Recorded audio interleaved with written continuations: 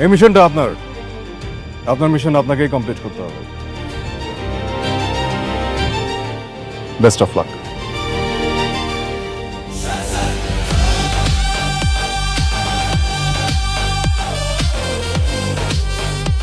আসসালামু আলাইকুম বন্ধুরা।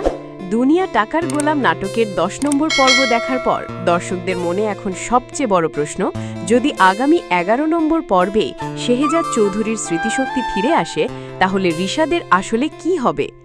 ফাতেমার চাল, ফ্রেয়ার অপহরণ আর রিশাদের চরম অসহায় অবস্থা সব মিলিয়ে গল্পটা এখন এক বিস্ফোরক মোড়ে দাঁড়িয়েছে। শেষ দৃশ্যে পুলিশ যেভাবে গোলামের হাতে অস্ত্র তুলে দিল তাতেই বোঝা যাচ্ছে বড় কোনো ধামাকা আসছে। এই সব কিছুর ভেতরের আসল রহস্য আর রিশাদের ভবিষ্যৎ কি হতে যাচ্ছে তা বিস্তারিত জানতে পুরো ভিডিওটা একদম শেষ পর্যন্ত দেখতে থাকুন।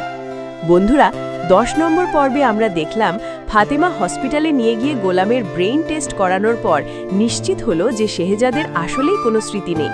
কিন্তু গল্পে আগুন লাগলো তখনই যখন দাউদ খানের গুন্ডারা রিশাদদের বাড়িতে চড়াও হয়ে ছোট মেয়ে ফ্রেয়াকে কিডন্যাপ করে নিয়ে গেল।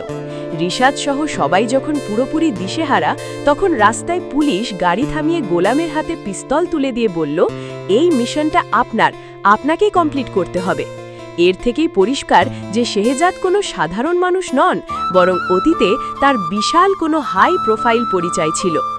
এখন প্রশ্ন হচ্ছে, আগামী 11 নম্বর পর্বে যদি ফ্রেয়াকে বাঁচাতে গিয়ে শেহজাদের স্মৃতিশক্তি ফিরে আসে তবে রিশাদের ভাগ্য কোন দিকে মোড় নেবে?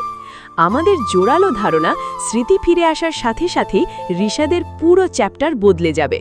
এতদিন ধরে রিশাদ ও তার লোভী মা যেভাবে শেহজাদকে সাধারণ কাজের ছেলে গোলাম বানিয়ে সকাল সন্ধ্যা নির্মম অত্যাচার করেছে, লাথি উষ্টা মেরেছে, সেই সব হিসেব এবার শেহজাদ কড়ায় গণ্ডায় উসুল করবেন। শেহজাদ চৌধুরী যখন তার আসল রাজকীয় রূপে আর কোটি কোটি টাকার পাওয়ার নিয়ে সামনে দাঁড়াবেন তখন রিশাদের পায়ের তলার মাটি এক নিমেষে সরে যাবে। এতদিন ফাতিমার কোটি কোটি টাকার সম্পত্তির ওপর রিশাদের যে নজর ছিল, শেহজাদ চৌধুরী ফিরে আসায় রিশাদের সেই সব প্ল্যান 1 সেকেন্ডে ভেস্তে যাবে এবং তাকে হয়তো সোজা জেলের ভাত খেতে হবে।